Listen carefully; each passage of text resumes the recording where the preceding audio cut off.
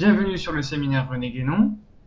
Aujourd'hui, nous continuons l'examen du livre de Mircea Eliade, Le sacré et le profane, et nous en sommes dans la suite du chapitre sur le temps sacré. Templum Tempus, commençons par quelques faits qui ont l'avantage de nous révéler d'emblée le comportement de l'homme religieux à l'égard du temps. Une remarque préliminaire qui a son importance. Dans plusieurs langues des populations aborigènes de l'Amérique du Nord, le terme monde, cosmos, en parenthèse, est également utilisé au sens d'année.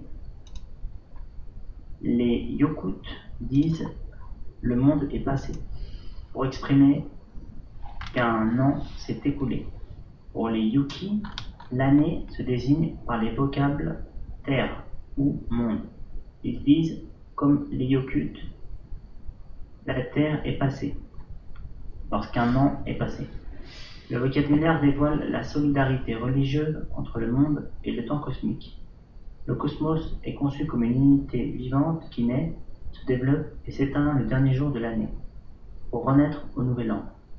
Nous verrons que cette renaissance est une naissance, que le cosmos renaît chaque année parce qu'à chaque nouvel an, le temps commence ab initio. La solidarité cosmico-temporelle est de nature religieuse. Le cosmos est homologable au temps cosmique, l'année, en parenthèse, parce que l'un comme l'autre sont des réalités sacrées, des créations divines. Chez certaines populations nord-américaines, cette solidarité cosmico-temporelle est révélée par la structure même des édifices sacrés. Puisque le temple représente l'image du monde, il comporte également un symbolisme temporel. C'est ce qu'on constate, par exemple, chez les Anglokiens et les Sioux. Leur cabane sacrée, qui, nous l'avons vu, représente l'univers, symbolise en même temps l'année, car l'année est conçue comme une course à travers les 4 directions cardinales, signifiées par les 4 fenêtres et les 4 portes de la cabane sacrée. Les Dakota disent « l'année est un cercle autour du monde », c'est-à-dire autour de leur cabane sacrée qui est une Imago Mundi. On trouve dans l'Inde un exemple encore plus clair. Nous avons vu que l'élévation d'un autel équivaut à la répétition de la cosmogonie. Or les textes ajoutent que l'autel du feu est l'année, et expliquent en ce sens son symbolisme temporel. Les 360 briques de clôture correspondent aux 360 nuits de l'année, et les 360 briques que Yajusmati aux 360 jours. En d'autres termes, à chaque construction d'un autel de feu, non seulement on refait le monde, mais on construit l'année. On régénère le temps en le créant de nouveau. D'autre part, l'année est assimilée à Prajapati, le dieu cosmique. Par conséquent, avec chaque nouvel autel, on réanime Prajapati, c'est-à-dire on renforce la sainteté du monde. Il ne s'agit pas du temps profane, de la simple durée temporelle, mais de la sanctification du temps cosmique. Ce que l'on poursuit par l'élévation de l'autel du feu, c'est la sanctification du monde, donc son insertion dans un temps sacré. Nous retrouvons un symbolisme temporel analogue intégré dans le symbolisme cosmologique du temple de Jérusalem. D'après Flavius Joseph, les 12 pains qui se trouvaient sur la table signifiaient les 12 mois de l'année, et le candélabre à 70 branches représentait les décans, c'est-à-dire la division zodiacale des 7 planètes en dizaines. Le temple était une Imago Mundi, se trouvant au centre du monde. À Jérusalem, il sanctifiait non seulement le cosmos tout entier, mais aussi la vie cosmique, c'est-à-dire le temps. C'est le mérite de Hermann Hüsener d'avoir, le premier, expliqué la parenté étymologique entre templum et tempus, en interprétant ces deux termes par la notion d'intersection. Des recherches ultérieures ont précisé encore cette découverte. Templum désigne l'aspect spatial, tempus l'aspect temporel du mouvement de l'horizon dans l'espace et dans le temps. La signification profonde de tous ces faits semble être la suivante. Pour l'homme religieux des cultures archaïques, le monde se renouvelle annuellement. En d'autres termes, il retrouve à chaque nouvelle année la sainteté originelle, qui était la sienne lorsqu'il est sorti des mains du Créateur. Le symbolisme est clairement indiqué dans la structure architectonique des sanctuaires, parce que le temple est à la fois le lieu saint par excellence et l'image du monde. Il sanctifie le cosmos tout entier et sanctifie également la vie cosmique.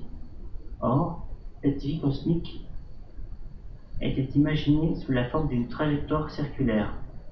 Elle s'identifiait avec l'année. L'année était un cercle fermé. Elle avait un commencement et une fin, mais avait aussi cette particularité qu'elle pouvait renaître sous la forme d'une nouvelle année. Avec chaque nouvelle année, un temps nouveau, pur et saint, parce que non encore usé, venait à l'existence. Mais le temps renaissait, recommençait, parce qu'à chaque nouvelle année, le monde était créé de nouveau. Nous avons constaté dans le chapitre précédent l'importance considérable du mythe cosmogonique en tant que modèle exemplaire de toute espèce de création et de construction. Ajoutons que la cosmogonie comporte également la création du temps. Plus encore, comme la cosmogonie est l'archétype de toute création, le temps cosmique que la cosmogonie fait jaillir est le modèle exemplaire de tous les autres temps, c'est-à-dire des temps spécifiques des diverses catégories d'existants. Expliquons-nous. Pour l'homme religieux des cultures archaïques, toute création, toute existence commence dans le temps. Avant qu'une chose n'existe, son temps à elle ne pouvait exister. Avant que le cosmos ne vînt à l'existence, il n'y avait pas de temps cosmique. Avant que telle espèce végétale ne fût créée, le temps qui l'a fait maintenant pousser, porter fruit et périr n'existait pas. C'est pour cette raison que toute création est imaginée comme ayant eu lieu au commencement du temps, in principio. Le temps jaillit avec la première apparition d'une nouvelle catégorie d'existants. Voici pourquoi le mythe joue un rôle si considérable, comme nous le montrerons plus tard. C'est le mythe qui révèle comment une réalité est venue à l'existence. Merci. Donc je traduis les quelques expressions latines. Bon, in principio, vous pouvez comprendre que c'est au principe, au début. Et au début, il y avait aussi justement ab initio qui veut dire au début, tandis que ab principio, in principio veut dire au principe. Facile. Imago mundi, l'image du monde. Donc, on avait déjà vu avant pour ceux qui étaient déjà là. En fait, dans beaucoup de langues antiques, y compris en latin, en grec, en hébreu, en arabe aussi, le mot pour monde peut aussi désigner une période de temps, ou inversement, une période de temps peut aussi désigner un monde. Par exemple, en latin, saeculum. Saeculum, ça veut dire le siècle, mais le siècle, ça pouvait vouloir dire à la fois justement un siècle, ou un siècle dans un sens large, c'est-à-dire une ère, une grande période, ou un monde, ou le monde. Le monde, c'est-à-dire que quand on disait le siècle, ce siècle, ça voulait dire le monde actuel. Et en français aussi, quand on dit ce siècle, ça veut dire le monde actuel. Ça peut vouloir dire le monde actuel. Ce siècle, ça veut dire le monde actuel. D'ailleurs, c'est d'ailleurs pour ça que vous aviez un journal, je ne sais pas si vous connaissez un tout petit peu l'histoire des journaux, je ne sais plus s'il existe ce journal, mais il y avait un journal qui s'appelait Le Siècle. Et d'ailleurs, il y a un club aujourd'hui, il y a un club qui s'appelle le Club du Siècle, qui vient du journal au départ, je pense. Donc c'est pour ça que l'année, donc chez les aborigènes d'Amérique du Nord, pouvait désigner le monde, ou le monde, l'année. Ça vaut aussi en hébreu et en arabe, où il y a un mot qui s'appelle olam, et en arabe on dit almin, je crois, les mondes, almin, ça vient de l'hébreu olam, et ça veut dire le monde, mais le monde dans le sens de temps, défini par son temps. En fait, c'est le monde défini par son temps, et non pas par son espace. Les anciens définissaient de préférence le monde, la notion du mot monde, par son temps, et pas par son espace. L'espace était secondaire par rapport au temps. Parce que justement, le temps est une notion qui est plus immatérielle que l'espace, bien évidemment. Il y a un côté plus métaphysique. Et d'ailleurs, une personne qui maîtrise le temps va maîtriser forcément l'espace. Tandis qu'une personne qui maîtrise l'espace ne maîtrisera pas forcément le temps. Donc si vous voulez, si vous rencontrez s'il y a une personne qui maîtrise le temps et une personne qui maîtrise l'espace qui se rencontrent, c'est la personne qui maîtrise le temps qui va gagner. Bah oui. Elle maîtrise le temps qui la concerne elle, donc elle peut remonter, si elle peut remonter le temps ou faire avancer le temps plus vite, quand elle veut, elle va maîtriser la personne qui maîtrise l'espace. Comprenez? Donc le temps l'emporte sur l'espace. Donc la vision du monde des anciens qui était fondée sur le temps plutôt que sur l'espace était supérieure. D'où le fait aussi que les peuples nomades étaient plus fondés sur... Alors ça c'est Guénon qui l'explique. Les peuples nomades étaient plus fondés sur le temps et les peuples sédentaires sur l'espace. Ce qui est logique puisque les peuples sédentaires, justement, ils veulent maîtriser un espace limité, donc ils s'établissent de manière permanente sur un espace. Voilà. Et c'est pour ça aussi que même dans l'histoire officielle, on reconnaît que les peuples nomades précèdent les peuples sédentaires. Voilà. Donc, ça explique pourquoi on parlait de années passées, monde passé. Quand le cycle du temps arrive à un nouveau début de cycle, il est considéré comme une recréation du monde. Une renaissance. Donc, c'est le temps qui crée le monde. Mais un temps cyclique, bien évidemment, pas un temps linéaire comme on le considère aujourd'hui. Hein. Un temps cyclique. Le temps cyclique fait renaître le monde, donc il maîtrise le monde. C'est pour ça qu'il dit le cosmos est homologable au temps cosmique. Homologable, ça veut dire dont la représentation est calquée sur et à autorité sur. Sur le modèle 2. Donc le cosmos correspond au modèle du temps cosmique, est assimilé au modèle du temps cosmique, ou soumis au modèle du temps cosmique. Voilà. Donc le symbolisme temporel, bien évidemment, on les retrouve dans les églises avec le zodiaque sur les portails de certaines églises, et on voit souvent la voûte zodiacale, des signes du zodiaque, au-dessus du Christ. Pourquoi? Parce que le Christ est le maître du temps. Dans la Bible, on va l'appeler le maître du sabbat. Mais le sabbat, c'est quoi? C'est justement une fin de cycle. Donc c'est un moment cyclique. Dans l'évangile, hein, il s'appelle lui-même le Seigneur du sabbat. Seigneur du sabbat, voilà. Seigneur du sabbat, donc Seigneur du temps. Parce que le sabbat était, on va dire, le repère temporel basique pour les juifs, enfin pour les judéens. Donc on retrouve, comme l'explique Mircea Eliade, on retrouve le symbolisme temporel sur tous les temples, parce que le temple, c'est là où on va recréer le temps. Et c'est en recréant le temps qu'on va maîtriser le monde. Et d'ailleurs, la constitution d'un calendrier, enfin au départ il n'y a pas de calendrier, au départ c'est un rythme temporel purement rituel, et après par dégénérescence, ça va aboutir à des calendriers. Et la constituer un calendrier, c'est essentiel pour maîtriser, c'est la première... c'est un pouvoir absolument extraordinaire, c'est un pouvoir fondamental.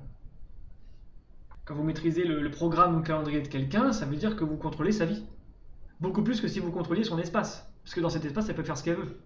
Et si vous contrôlez son temps, là, vous maîtrisez sa vie. Donc, vous voyez que la maîtrise du temps est un pouvoir beaucoup plus grand que la maîtrise de l'espace. Donc, comme chez les Indiens, l'autel crée le temps, l'autel du feu est l'année. Et il y a aussi le fait, en Inde, il y a la sacralité du feu. Et le feu, c'est là où se termine et là où commencent les choses. Puisque le feu est à la fois destructeur, mais c'est le feu de la vie, c'est le feu de l'énergie, la lumière, la chaleur. Donc c'est aussi la vie. Donc le feu symbolise le renouveau, le changement de cycle. Donc sur l'autel, il y a du feu, on brûle un sacrifice. Et c'est pour ça qu'ils disent que l'autel du feu est l'année. Et chez les judéens aussi, les judaïques aussi, l'autel était lié à une fournaise ou à... il brûlait sur l'autel, il faisait un bûcher, il faisait toujours un bûcher sur l'autel des sacrifices, Et donc le feu était très important, évidemment. Donc, voilà, on recrée le temps. Il y a des symboles temporels dans le temple de Jérusalem, donc les 12 mois de l'année avec les 12 pains sur la table de présentation. Donc il y avait une autre table qui était la table de présentation. Et un candélabre à 70 branches. Alors évidemment, il y a le candélabre, la menorah à 7 branches, puis il y a celle qui est la principale à 70 branches. Donc 7 x 10 qui représente la grande année, enfin la grande semaine. On va dire la semaine c'est 7, 70 c'est, enfin 70 du coup, c'est la grande semaine, la semaine x 10. Donc le temps du cosmos tout entier. Ok. Donc le lien entre Templum et Tempus, vous avez remarqué que les 4 premières lettres sont semblables, Temp. Justement, Temp serait lié à la mesure, l'horizon. Mesure, horizon. Un temple, c'est un espace délimité par des mesures, par un horizon. Et le temps, c'est pareil, c'est un espace délimité par une mesure, un horizon. Donc notion d'intersection. Bon, l'intersection, c'est un peu complexe, mais limitation, c'est un peu plus simple. Donc, pour maîtriser alors ce qu'on appelle généralement le flux du temps, on va dire, justement, le rite va se caler sur un cycle cosmique, hérité bien évidemment de la tradition primordiale, ce qui va permettre de créer des bases, des jalons temporels, et de créer un templum, une délimitation de l'espace où va être institué où vont être institués ces jalons temporels, ces limites temporelles, ces mesures temporelles, donc les années, les jubilés. Donc chez les juifs, donc les judéens, il y avait les jubilés, 49 ans, 50 ans, les semaines d'année, donc 7 ans, donc les calendriers liturgiques, les calendriers sur lesquels se calait toute la société, y compris pour faire des commerces. Ils s'étaient calés sur les fêtes, sur les échéances liturgiques sacrées. Donc, c'est très important pour le reste de la société que ce soit les prêtres qui déterminent le tempus. Le tempo, si vous voulez. Donc, au début du cycle, bien évidemment, à chaque début de cycle, il y a l'idée qu'on se retrouve d'une manière ou d'une autre dans la sainteté originelle, dans la pureté originelle ou la perfection originelle du monde. Donc, chaque rite de changement de cycle inaugure une sorte de renouveau, de pureté, de retour à la pureté. Donc ça se retrouve dans toutes les traditions des lustrations, des baptêmes, des purifications, etc. Par le feu, par l'eau, par d'autres choses. Il ne faut pas oublier que dans le christianisme, le nouvel an est suivi quelques jours après de l'épiphanie. Et l'épiphanie, c'est quoi? C'est le baptême du Christ. Donc voilà, baptême du Christ qui est dans les jours qui suivent le nouvel an. Donc évidemment le baptême du Christ, c'est la purification, c'est le renouveau. Voilà. Ensuite, l'aspect un peu plus métaphysique, c'est que qu'est-ce que c'est que le temps? C'est ce qui naît en même temps qu'une existence, que quelque chose qui existe, qu'une création. Donc quand il y a création d'une réalité, mais surtout d'un temps, en fait. Sur un plan spirituel, ce qui est créé de plus important, c'est le temps. La création matérielle n'est en fait qu'une causalité, enfin qu'une conséquence secondaire du temps créé pour une créature. Donc chaque créature va avoir un temps qui va s'intégrer dans le temps cosmique avec ses différentes échelles. Donc c'est très important de se baser sur le fait que une création implique la fondation d'un temps. Et qu'est-ce que c'est qu'un temps? Alors, il y a plusieurs définitions du temps si on veut aller dans les définitions métaphysiques. Moi, j'ai connu quelqu'un, je vais vous partager sa définition.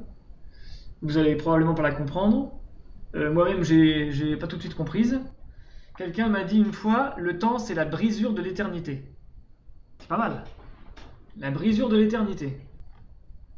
C'est-à-dire la brisure de l'éternel présent en une succession de choses qui chutent de ce présent progressivement. Vous comprenez? Et du coup, la fin de ce temps, c'est le retour à ce présent éternel. Ok? Donc, le temps est toujours une sorte d'image démultipliée, kaléidoscopique, séquentielle, par de multiples séquences d'une éternité. D'accord? Il y a l'éternité qui contient toutes les instants, si vous voulez, possibles. Et le temps est une sorte de déroulé progressif de cette éternité. Qui va essayer de l'épuiser. Qui ne peut pas l'épuiser, bien sûr, mais qui va essayer de l'épuiser. Et avant d'arriver à l'épuiser, il va s'épuiser lui-même et il va donc se dissoudre et se recréer, mais par l'éternité, bien sûr. C'est l'éternité qui recrée le temps. Par sa manifestation. Donc, Eliade va donner de nouvelles explications qui vont éclairer un peu tout ça. Donc je termine, le temps jaillit avec la première apparition d'une nouvelle catégorie d'existence, c'est ce que j'ai dit. Voilà pourquoi le mythe joue un rôle considérable. Voilà, le mythe révèle comment une réalité est venue à l'existence, d'abord par le temps. On continue. Donc on est à répétition annuelle de la cosmogonie, page 70. C'est le mythe cosmogonique qui raconte comment le cosmos est venu à l'existence. Babylone, au cours de la cérémonie Akitu, qui se déroulait les derniers jours de l'année et les premiers jours du Nouvel An, on récitait solennellement le poème de la création, l'Enuma Elish. Par la récitation rituelle, on réactualisait le combat entre Marduk et le monstre marin qui avait eu lieu ab origine et qui avait mis fin au chaos par la victoire finale du dieu. Marduk avait créé le cosmos avec le corps déchiqueté de Tiamat et avait créé l'homme avec le sang du démon Kingu, principal allié de Tiamat. Que cette commémoration de la création fut effectivement une réactualisation de l'acte cosmogonique, nous en avons la preuve tant dans des rituels que dans les formules prononcées au cours de la cérémonie. En effet, le combat entre Tiamat et Marduk était mimé par une lutte entre deux groupes de figurants cérémoniales que l'on retrouve chez les Hittites, toujours dans le cadre du scénario dramatique du Nouvel An, chez les Égyptiens et à Ras Shamra. La lutte entre deux groupes de figurants répétait le passage du chaos au cosmos, actualisait la cosmogonie. L'événement mythique redevenait présent. Puisse-t-il continuer à vaincre Tiamat et abréger ses jours, s'exclamait l'officiant. Le combat, la victoire et la création avaient lieu en cet instant même. Hic et nunc. Puisque le Nouvel An est une réactualisation de la cosmogonie, il implique la reprise du temps à son commencement, c'est-à-dire la restauration du temps primordial, du temps pur, celui qui existait au moment de la création. Pour cette raison, à l'occasion du Nouvel An, on précède à des purifications et à l'expulsion des péchés, des démons ou simplement d'un bouc émissaire. Car il ne s'agit pas seulement de la cessation effective d'un certain intervalle temporel et du début d'un autre intervalle, comme s'imagine par exemple un homme moderne, mais aussi de l'abolition de l'année passée et du temps écoulé. Tel est d'ailleurs le sens des purifications rituelles. Une combustion, une annulation des péchés et des fautes de l'individu et de la communauté dans son ensemble, et non une simple purification. Le Nowruz, le Nouvel An persan, commémore le jour où a eu lieu la création du monde et de l'homme. C'est le jour du Nowruz que s'effectuait le renouvellement de la création, comme s'exprimait l'historien arabe Al-Biruni. Le roi proclamait: « Voici un nouveau jour d'un nouveau mois, d'une nouvelle année. Il faut renouveler ce que le temps a usé. Le temps avait usé l'être humain, la société, le cosmos, et ce temps destructeur était le temps profane, la durée proprement dite. Il fallait l'abolir pour réintégrer le moment mythique où le monde était venu à l'existence, baignant dans un temps pur, fort et sacré. L'abolition du temps profane écoulé s'effectuait au moyen des rites qui signifiaient une sorte de fin du monde, l'extinction des feux, le retour des âmes des morts la confusion sociale du type des Saturnales, la licence érotique, les orgies, etc. symbolisaient la récréation du cosmos dans le chaos, le dernier jour de l'an. L'univers se dissolvait dans les eaux primordiales, le monstre marin Tiamat, symbole des ténèbres, de la mort, du non manifesté, ressuscitait et redevenait menaçant. Le monde qui avait existé durant toute une année disparaissait réellement. Puisque Tiamat était de nouveau là, le cosmos était annulé, et Marduk était forcé de le créer encore une fois, après avoir de nouveau vaincu Tiamat. La signification de cette régression périodique du monde dans une modalité chaotique était la suivante. Tous les péchés de l'année, tout ce que le temps avait souillé et usé, était anéanti dans le sens physique du terme, en participant symboliquement à l'anéantissement et à la récréation du monde. L'homme était, lui aussi, créé de nouveau. Il renaissait, parce qu'il commençait une existence nouvelle. Avec chaque nouvel an, l'homme se sentait plus libre et plus pur, car il s'était délivré du fardeau de ses fautes et de ses péchés. Il avait réintégré le temps fabuleux de la création, donc un temps sacré et fort. Sacré parce que transfiguré par la présence des dieux, fort parce que c'était le temps propre et exclusif à la création la plus gigantesque qui s'est jamais effectuée, celle de l'univers.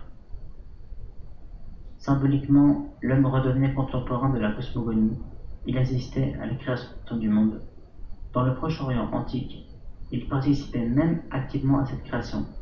C'est elle, les deux groupes antagonistes figurant le dieu et le monstre marin. Il est facile de comprendre pourquoi le souvenir de ce temps prestigieux hantait l'homme religieux, pourquoi il s'efforçait périodiquement de le rejoindre in illo tempore. Les dieux avaient montré l'apogée de leur puissance.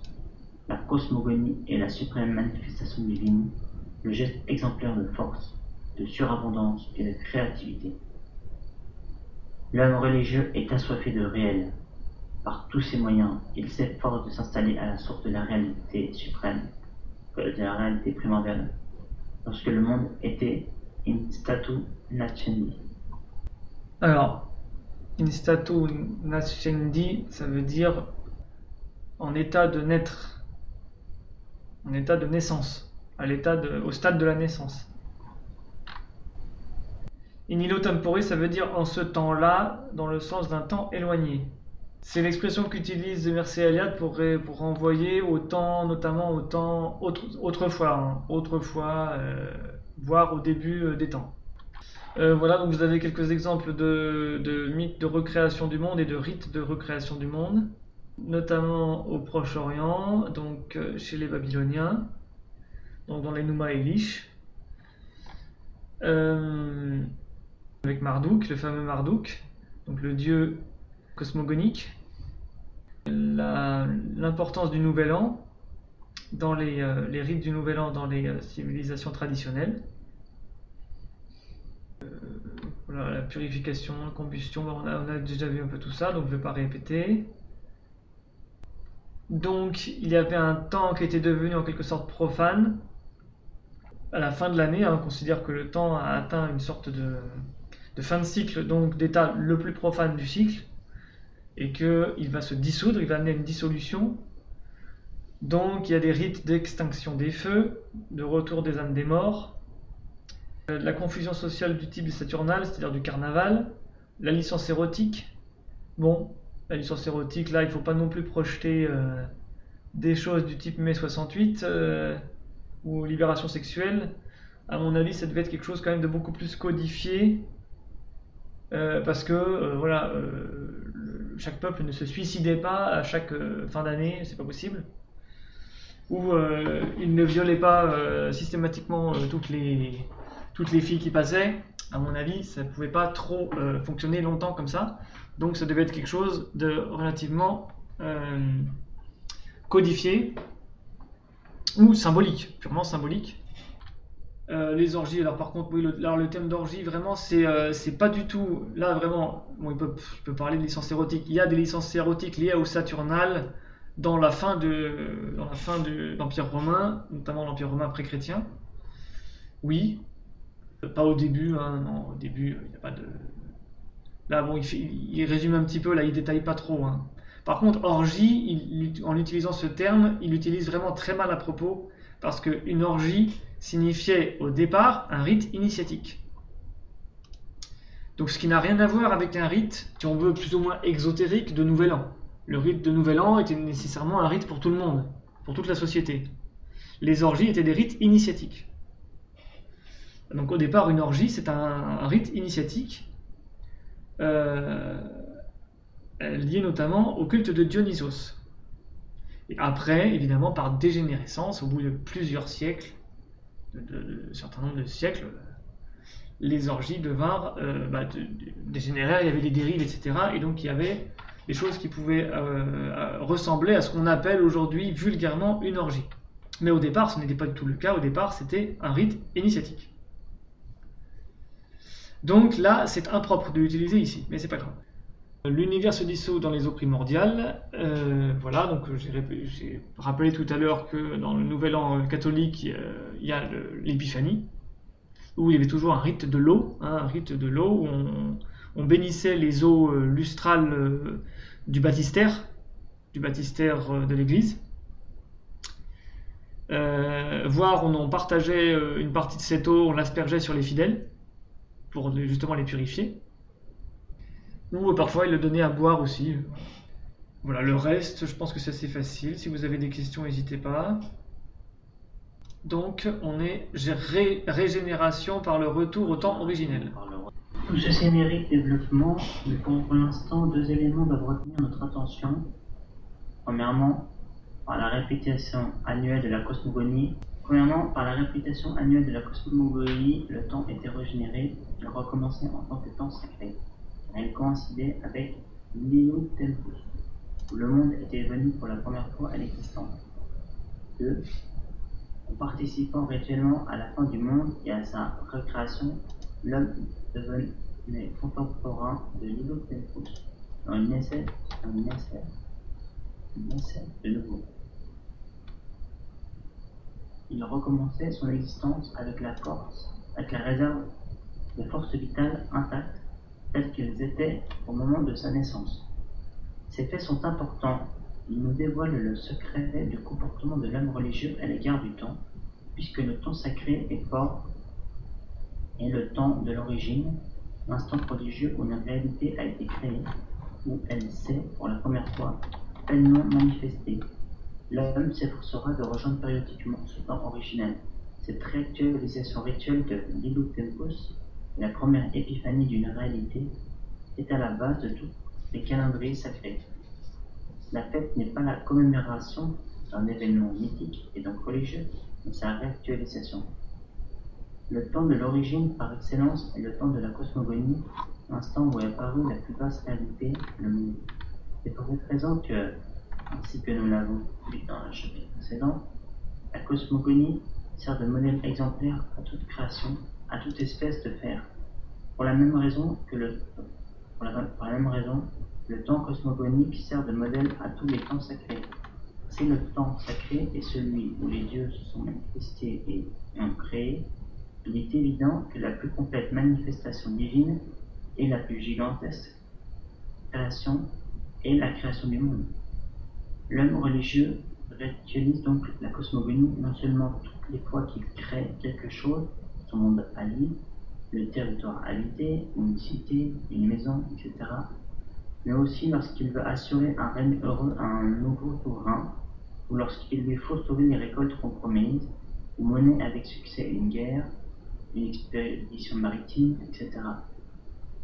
Mais surtout, la récitation rituelle du mythe cosmogonique joue un rôle important dans les guérisons, où l'on poursuit la régénération de l'être humain.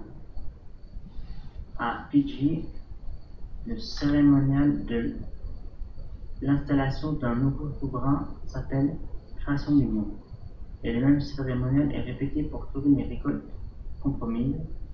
C'est peut-être en Polynésie que l'on rencontre la plus large application rituelle du mythe cosmogonique.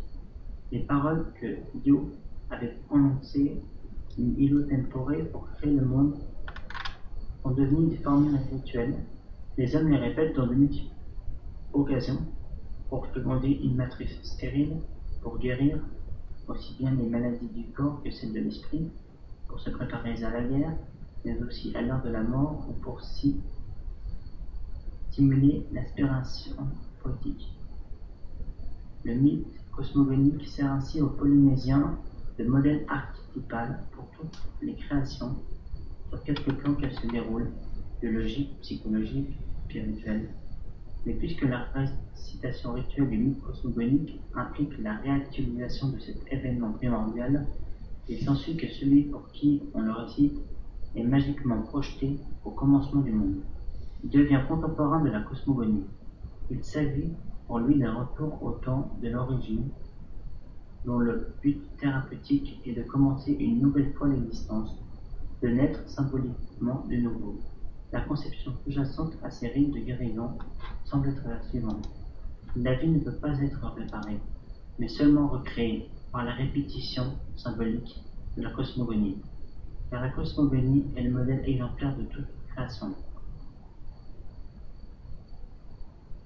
On comprend mieux encore la fonction régénératrice du retour au temps de l'origine lorsque l'on examine de plus près la thérapeutique archaïque, comme, par exemple, celle des Naki, population tibéto-birmane vivant dans la Chine du sud-ouest, province du Yunnan. Le rituel de guérison consiste, proprement parlé, dans la récitation solennelle du mythe de la création du monde, suivi des mythes de l'origine des maladies provoquées par la colère des serpents et de l'apparition du premier chaman guérisseur qui apporte aux humains les médicaments nécessaires. Presque tous les rituels évoquent le commencement, le temps mythique où le monde n'existait pas encore, au commencement, au temps où les cieux, le soleil, la lune, les astres, les planètes et la terre n'avaient pas encore apparu, alors que rien n'avait encore paru, etc.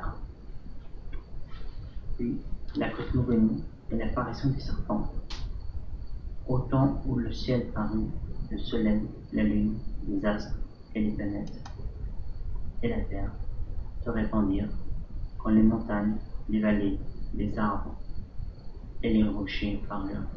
À ce moment parurent les nagas et les dragons, etc. On raconte ensuite la naissance du premier guérisseur et l'apparition des médicaments. Et on ajoute, il faut raconter l'origine du remède, sinon on ne peut pas parler de lui. Ce qu'il importe de souligner en relation avec ces champs magiques à fin médicale, c'est que le mythe de l'origine des remèdes est toujours incorporé dans le mythe cosmogonique. Dans les thérapeutiques primitives et traditionnelles, un remède ne devient efficace que lorsque l'on rappelle rituellement son origine devant le malade. Un grand nombre d'incantations du Proche-Orient et de l'Europe contiennent l'histoire de la maladie ou du démon qui l'a provoquée, et évoquent le moment mythique où une divinité ou un saint a réussi à dompter le mal. L'efficacité thérapeutique de l'incantation réside dans le fait que, prononcée rituellement, la réactualise le temps mythique de l'origine, aussi bien l'origine du monde que l'origine de la maladie et de son traitement. Merci. Là, on voit bien la différence avec la mentalité moderne qui se concentre sur l'effet qui est voulu dans la médecine, je parle. On veut absolument un effet. Et on s'en fiche, on se moque complètement du moyen, de la cause par laquelle on va produire cet effet. Donc on va créer un vaccin ou un pseudo-vaccin ou un médicament ou un produit chimique, quel qu'il soit, parce qu'on veut tel effet, on veut telle conséquence. L'homme moderne est obsédé par la conséquence matérielle. Dans l'homme sacré, dans la tradition, c'est l'inverse. On se concentre sur l'origine. On ne se concentre pas sur l'effet obtenu. On se concentre sur l'origine. Donc quand on veut soigner une maladie, on veut effectivement un effet. Mais ce qu'on veut surtout, c'est remonter à l'origine. Pour obtenir l'effet de la guérison, on cherche tout de suite à savoir l'origine de la maladie.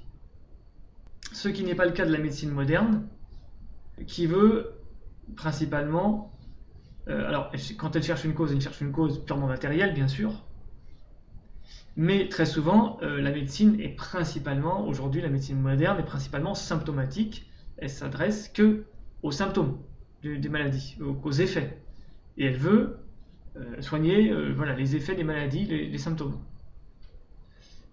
Pour les traditionnels, une maladie était liée à une cause immatérielle. Donc il fallait remonter à cette cause pour la soigner. Donc par exemple un démon. Comme on le retrouve dans l'évangile avec Jésus qui expulse des démons et qui guérit des malades. Oui, et là encore, même si on reprend le début de cette rubrique, de cette partie, en comparant avec la pensée moderne, on crée donc une opposition qui nous clarifie bien les choses. Dans la pensée moderne, on pense transformer le réel en ne créant qu'un effet matériel, en étant donc obsédé par la conséquence. Et en fait, on veut simplement modifier une toute petite partie du réel. C'est-à-dire que finalement, le médecin qui vous donne juste Doliprane ou qui vous donne une chimiothérapie, en fait, il ne veut pas vous transformer, bien sûr. Il veut pas vous changer. Vous allez rester pareil, on va juste agir sur telle donnée chimique de votre corps. On va séquencer le corps humain, l'être humain, et on va bien évidemment se limiter, c'est pas holistique, comme on dit toujours, la médecine moderne n'est pas du tout holistique, elle va s'intéresser qu'à une toute petite délimitation de la réalité du corps matériel. Donc même une chimiothérapie, voilà, on s'intéresse à ça. Après on se moque des effets secondaires, les effets secondaires, vous allez devoir les supporter, mais nous, ce qu'on veut c'est ça, ok. Parce qu'en fait, on ne veut pas transformer l'homme. Ça c'est aussi typiquement moderne. Vous êtes un individu, pour le moderne, l'individu c'est sacré. Donc évidemment, c'est précisément ça qui est un blasphème, enfin une contre-initiation si on veut, quelque chose d'anti-spirituel. L'individu n'est pas sacré, bien évidemment d'un point de vue métaphysique. Mais pour la modernité, qui est l'inverse de la tradition, l'individu est sacré. Donc ce qu'on veut, c'est préserver l'individu tel qu'il est. C'est le respect de l'individu, la tolérance, machin, on respecte l'individu. Donc, ok. Donc vous êtes malade, vous avez un cancer. Le réflexe moderne, c'est on va introduire une molécule chimique dans votre corps pour le modifier suffisamment pour enlever ce cancer. Ça, c'est la pensée moderne. La pensée traditionnelle, c'est vous êtes malade, donc intégralement, il faut vous transformer. Vous allez devoir renaître. Vous comprenez, c'est différent comme point de vue. Pour renaître, il faut remonter à la cause de la maladie. Et à la cause de la maladie, on va recréer le monde. Enfin, on va recréer votre création. On va vous recréer, on va vous faire renaître. C'est ça la pensée traditionnelle, le modèle général. Donc, du coup, ça donne une perspective totalement différente à la médecine. Si vous voulez, c'est une médecine cosmogonique. D'ailleurs, toutes les initiations s'assimilent aussi à des renaissances, je vous rappelle. Et y compris si on prend la tradition grecque antique, si vous vous rappelez que Socrate, on l'appelle celui qui pratiquait la maïeutique. La maïeutique, c'est quoi? C'est l'art d'accoucher. Donc, autrement dit, c'est l'art de faire naître. Si les dialogues de Platon ont une valeur initiatique par Socrate, c'est lié à ce fait qu'il faisait renaître les gens au véritable savoir qu'ils retrouvaient par le dialogue socratique. Donc voilà, recréation du monde, ça on l'a vu beaucoup déjà, donc je ne vais pas répéter, mais recréation du temps, régénération de l'être humain, recréation du monde, ok. Appliqué à la médecine, par exemple pour guérir la stérilité chez les Polynésiens, ok. Évidemment, tous les plans de l'être humain sont pris en compte, biologique, psychologique, spirituel. Donc, l'individu n'est pas considéré comme étant une sorte de monade, une unité enfermée sur elle-même, qu'il faut conserver telle qu'elle. Chaque individu, traditionnellement, est relié à un cycle cosmique dans lequel il a une mission. Par exemple, ici, la mission, la matrice stérile, c'est qu'une femme puisse donner la vie, puisse tomber enceinte. Pourquoi? Parce qu'il faut réintégrer cet individu, cette femme, au cycle cosmique dans lequel elle a pour rôle de donner la vie. Oui, c'est pas guérir un problème de stérilité. C'est réintégrer l'individu dans le cycle cosmique de la vie. Ça n'a rien à voir. C'est pas une conception séquentielle, limitée de l'être humain. Et on perçoit l'être humain comme étant une sorte de devenir cosmique qui n'est pas individuel. D'où le fait que guérir un être humain, c'est recréer le monde. Ce n'est pas guérir un individu, c'est recréer le monde. Tout le monde participe. Voilà, bon, les mythes de naissance du guérisseur, mythe cosmogonique. Oui, c'est intéressant aussi la phrase « il faut raconter l'origine du remède, sinon on ne peut pas parler de lui ». C'est très intéressant. Donc sinon on ne peut pas parler de lui, ça fait référence à un tabou. Donc les sociétés traditionnelles sont pleines de tabous, d'interdits, etc. C'est la dictature, oui bien sûr. C'est pas la dictature, c'est le savoir. C'est la science sacrée. C'est-à-dire qu'on ne parle de quelque chose que si on connaît son origine. C'est ça le tabou, le vrai interdit sacré. Donc, il faut raconter l'origine de chaque chose par un mythe de création, un mythe cosmogonique, un mythe originel. Et la plupart des prières, même les prières communes d'ailleurs, même du christianisme, parlent du Dieu comme étant le créateur du monde. Répète cette fonction de Dieu de créer le monde, voire de le recréer. Et donc on termine sur les démons et donc ce que j'ai dit tout à l'heure, l'origine d'une maladie. La guérison d'un malade se situe pour les traditionnels d'abord sur un plan spirituel et pas sur un plan physique. Le plan physique est secondaire. Donc après, bien évidemment, il y a des dérives et il y a une dégénérescence de l'humanité qui fait que le plan matériel se déconnecte du plan spirituel. Donc du coup, il ne reçoit pas les effets du plan spirituel. Donc du coup, la médecine, dans ces cas-là, la médecine spirituelle, si on veut, est inefficace sur le plan matériel parce qu'il y a une déconnexion. Mais c'est le plan matériel qui s'est déconnecté du plan spirituel. À chaque fois que le plan matériel est reconnecté au plan spirituel, par exemple par ce qu'on appelle dans l'évangile la foi, quand les gens avaient foi dans Jésus, qu'ils étaient malades, qu'ils étaient estropiés, qu'ils étaient paralytiques, qu'ils étaient je sais pas quoi, ou qu'ils avaient un démon, eh bien Jésus les guérissait. Donc il recréait cette connexion entre le plan spirituel et le plan matériel. Pour toi, j'aurais une petite question. Quand tu dis qu'il y a une déconnexion, on va dire globalement du rite et du plan spirituel, qu'est-ce que tu considères comme la cause de cette déconnexion?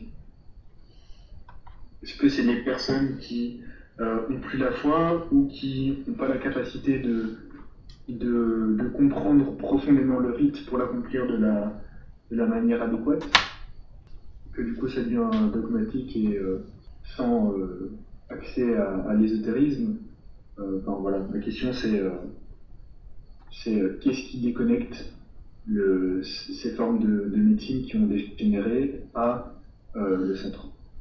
D'un point de vue techniquement, c'est plurifactoriel, mais la première cause est évidemment spirituelle, c'est la disqualification spirituelle des gens, que ce soit des gens malades ou que ce soit des guérisseurs. Donc s'ils ont une disqualification spirituelle, ils vont beaucoup moins bien arriver à connecter le plan spirituel au plan matériel. Ce qui est arrivé, bon, mais ça c'est dans l'histoire et c'est dans les phénomènes qu'on peut étudier, il y a eu des phénomènes où on a maintenu une médecine traditionnelle mais sous une forme purement psychique. Donc, sachant que le psychisme peut avoir effectivement, donc par le biais du psychisme, on peut avoir un effet sur le corps. Mais il y a des dangers. Comme on l'a déjà dit, et comme Guénon d'ailleurs le disait, on peut s'enfermer dans le psychisme. Bon, ça c'est pour le danger, parce que j'ai connu plusieurs, enfin j'ai rencontré des gens qui m'ont raconté des histoires auxquelles ils avaient assisté de guérison par des moyens métapsychiques, on va dire, primitivement traditionnels, mais qui avaient dérivé, mais qui pouvaient avoir un impact très fort, un impact très efficace, mais qui avaient un danger psychique. Voilà. Maintenant, la réponse à ta question, c'est la disqualification de l'humanité générale, la dégénérescence, la perte de la science sacrée, le fait que les traditions se disloquent, donc elles perdent leur unité. Donc du coup, par exemple, la magie se détache de la métaphysique, qui se détache de l'exotérisme, donc des rites collectifs. Et du coup, chaque rite va se spécialiser, mais n'avoir qu'un effet très limité sur la personne. Donc l'exotérisme va avoir un effet spirituel, mais pas un effet psychique plus ou moins efficace et un effet corporel plus ou moins inefficace. La magie va avoir un effet psychique assez fort et parfois un effet physique assez fort, mais aucune pertinence spirituelle, etc. Parce que la tradition se disloque. Et c'est pour ça que, justement, qu'est-ce que c'est qu'un maître spirituel? Un maître spirituel, c'est quelqu'un qui va réunifier la tradition. Donc un maître spirituel, c'est quelqu'un qui resynthétise par sa pratique, par sa personne et par son enseignement, il resynthétise tous les plans, le plan physique, le plan médical, le plan spirituel, le plan psychique. Alors il va plus ou moins bien, mais en tout cas, un maître spirituel, c'est ça. Il doit réunifier les plans. Et donc oui, l'humanité elle dégénère, et du coup, l'efficacité des médecines et surtout la perte de la science et le fait que les traditions, en se sclérosant, c'est facile pour créer des dogmes. Effectivement, les dogmes religieux, par exemple catholiques, ou même islamiques, hein. En islam c'est pareil, il y a un dogmatisme tout à fait net, dans l'islam sunnite notamment, enfin l'islam sunnite et même l'islam chiite, mais je veux dire exotérique, populaire, une sorte de durcissement. Mais un durcissement, quelque chose qui est durci, c'est facile pour durer dans le temps, bien sûr. Vous pouvez dire la même chose sur des siècles, on garde les mêmes enseignements, les mêmes formules, ok, c'est pratique. On n'a pas besoin de se casser la tête, hein, on répète, ok. Mais est-ce que c'est efficace pour soigner les gens? Bah non, pas tellement, parce que qu'est-ce que c'est qu'une maladie? C'est quelque chose qui arrive à un moment du cycle très spécial. D'ailleurs, si vous faites un peu de médecine, vous allez apprendre que une maladie, en fait, aujourd'hui, par exemple, on ne peut pas être malade d'une maladie qui existait à 3 siècles. C'est impossible. Si c'est une maladie à la limite qui revient, elle aura changé, elle aura muté, elle aura justement des variants. Maintenant, on le connaît super bien, les variants. Donc en fait, c'est une autre maladie. Or, pour soigner quelque chose qui a évolué, qu'est-ce qu'il faut? Bah, il faut évoluer. Et pour évoluer, il faut quoi? Il faut une science. Il faut une science sacrée extrêmement puissante, qui remonte jusqu'à la tradition primordiale, par l'initiation, pour revenir à la source, qui permet d'avoir un impact sur toutes les situations possibles et de s'adapter au réel qui change. Ce qui n'est pas le cas de l'exotérisme sclérosé. Voilà. J'aurais encore une question. Donc, tu as dit, tu as utilisé l'exemple de Jésus qui sort des démons de personnes. Par exemple, il me semble qu'il y a une parabole où il est dans une synagogue et il y a un homme démoniaque qui interpelle Jésus. Et il me semble que Jésus, il force le démon à sortir. Est-ce que, par exemple, je sais pas, quelqu'un qui va être possédé ou quelque chose comme ça, comme on dit que dans la médecine traditionnelle, la personne, elle doit renaître, est-ce que par exemple, le rite où la personne qualifiée traditionnellement, elle peut forcer quelqu'un à renaître et à changer, ou est-ce que la personne qui change doit être qualifiée pour accepter cette transformation ou vouloir cette transformation? Voilà.